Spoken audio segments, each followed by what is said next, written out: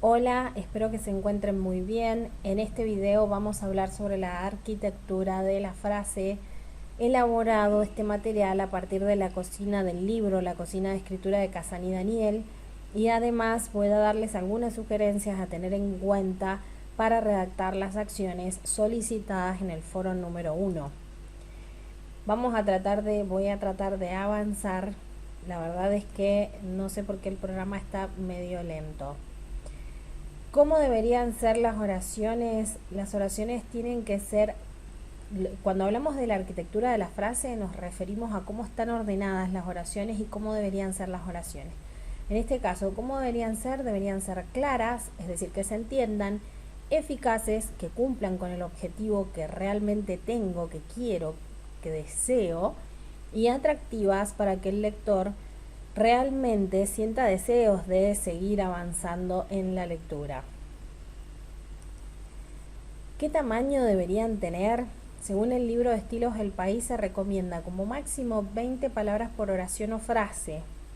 ABC, Rutter y TVA también coinciden en que es preferible las oraciones cortas, con pocas complicaciones y con un máximo de 2 subordinadas. Vamos a ver qué son las subordinadas. Acá pueden ver la definición de frase, que es un periodo de prosa con autonomía sintáctica y semántica que se enmarca visualmente con una puntuación fuerte o semifuerte. Avancemos. Les voy a dar un ejemplo de una oración larga y una oración corta, de oraciones cortas en un texto. En el primer caso dice: he leído tu última carta con muchísima alegría porque veo que el cariño que me tienes es muy grande, tan grande como el que yo te tengo, por más que me haya causado alguna tristeza el que me digas en tu carta que no te querré mucho porque no te escribo más a menudo, lo que no es cierto puesto que te amo muchísimo. Pero tú ya sabes que me cuesta mucho hacer una carta por más que sea muy sencilla y que uno tiene siempre pereza de hacer lo que no sabe o le cuesta mucho hacer. En este caso que acabo de leerles se trata de un párrafo constituido por una sola oración. Vamos al ejemplo 2, donde vamos a tener más párrafos y más oraciones. He leído tu última carta con muchísima alegría, pues veo cuán grande es el cariño que mutuamente nos profesamos. Sin embargo, aquellas palabras de tu carta no me querrás mucho cuando me escribes con tan poca frecuencia, no han dejado de causarme cierta pena, pues bien sabes cuánto te quiero. Ya te escribiría más a menudo, primo mío, pero me es muy difícil componer la más sencilla carta y por otra parte, uno tiene siempre pereza de hacer lo que no sabe o lo que le cuesta mucho hacer. Como verán, en este segundo ejemplo tenemos más oraciones y tenemos agregados algunos conectores lógicos, ¿sí? Como sin embargo, ya, ¿sí? Que hacen que se entienda mucho más este caso. ¿Qué dice la lingüística? Que la capacidad en realidad hasta las neurociencias hablan de este tema, la capacidad de nuestra memoria a corto plazo es de 15 a 20 palabras. O sea, cuando excede esa cantidad nos cuesta recordar y mantener el hilo conductor. Por otro lado, las frases muy cortas y de lectura fácil a veces son más difíciles de recordar si se encadenan una tras otra sin conexiones lógicas, por eso tampoco debemos ir de un extremo al otro, ¿sí? Como ven en el ejemplo anterior, no se me volvió, disculpen. Como ven en el ejemplo anterior, sí, las frases son más cortas, pero tuvimos que agregar conectores para que tuviera sentido, ¿sí? Entonces, ¿qué tenemos que hacer? Las oraciones tienen que ser cortas, pero tienen que tener un hilo conductor. También son importantes otras cuestiones que vamos a tener en cuenta de las que vamos a hablar ahora. ¿Cómo se compone una oración? Básicamente va a haber una información principal y una información añadida. Por ejemplo, los alumnos de segundo no aprobaron la materia. Esa es una información importante. Ahora, si le añadimos información a esa frase, podemos decir lo siguiente: los alumnos de segundo año que asisten a la escuela 4001 no aprobaron la materia correspondiente por su mal comportamiento en la clase y la falta de atención por el uso de los celulares. ¿Cuál es, en el segundo caso, la información más importante? que los alumnos de segundo año no aprobaron la materia. Pero ¿qué pasa cuando le añadimos información en el medio? En general nos perdemos la idea, no sabemos realmente qué es lo importante o qué quiere el autor que sepamos. ¿Cuál es el peligro entonces de redactar como en el segundo caso de este ejemplo que les di? Se puede perder la información verdaderamente importante. Entonces, ¿qué hacemos? Vamos a tratar de que la información añadida no exceda las 15 palabras, y si lo hace vamos a tener que volver a refrescar la memoria del lector para decirle sobre qué estamos hablando. Saquemos todo lo irrelevante.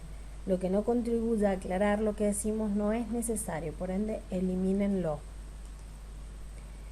Juntar palabras relacionadas. No separen sin motivo el sujeto del predicado, el verbo del objeto o el sustantivo del adjetivo, ¿sí?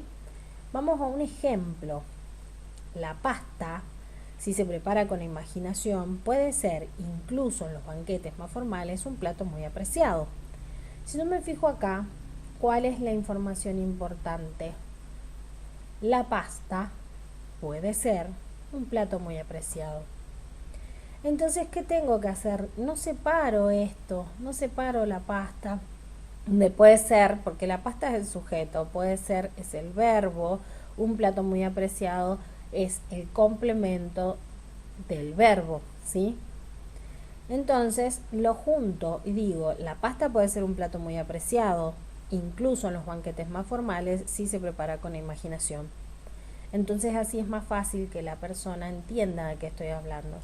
Si yo le agrego información en el medio de esta lógica, sujeto, verbo, más complementos, mareé al lector.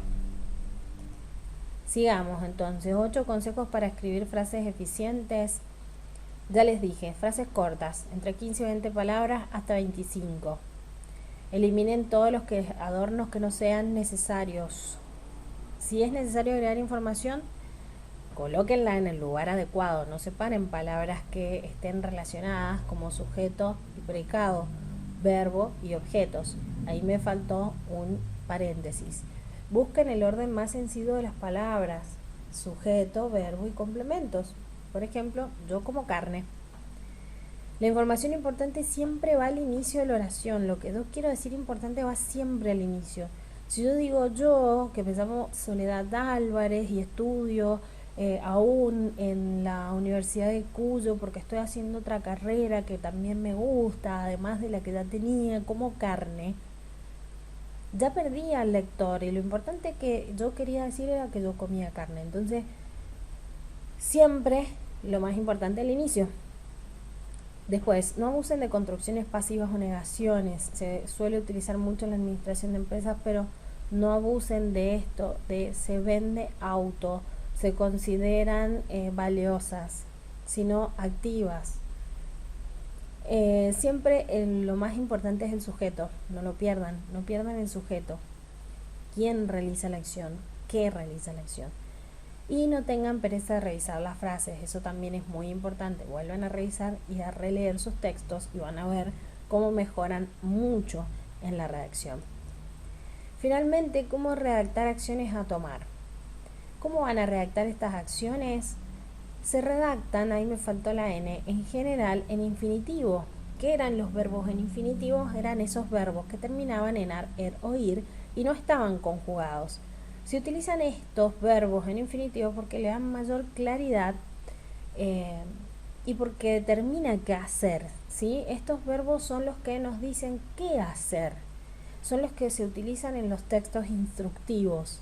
Entonces ustedes también, al escribir una acción a tomar respecto de una situación, van a hacer una suerte de texto instructivo. Un ejemplo es realizar mantenimiento a las máquinas, instalar nuevas computadoras, controlar entregas. Eso va a depender de su análisis, el análisis que ustedes realicen a partir de lo solicitado en el foro 1. Entonces, la finalidad de las acciones, ustedes ya lo deben saber muy bien, es lograr modificaciones en el accionar y el funcionamiento de la empresa. Por eso, las acciones que redacten tienen que ser claras, precisas, sin ambigüedades y objetivas. Por eso, el uso del infinitivo, porque nos permite no generar o no colocar la redacción de manera tal que se pueda interpretar diferente a lo que nosotros queremos. Saltar es saltar, ¿sí? No es salte, que uno puede considerarlo hasta se lo dijo a otro, ¿sí?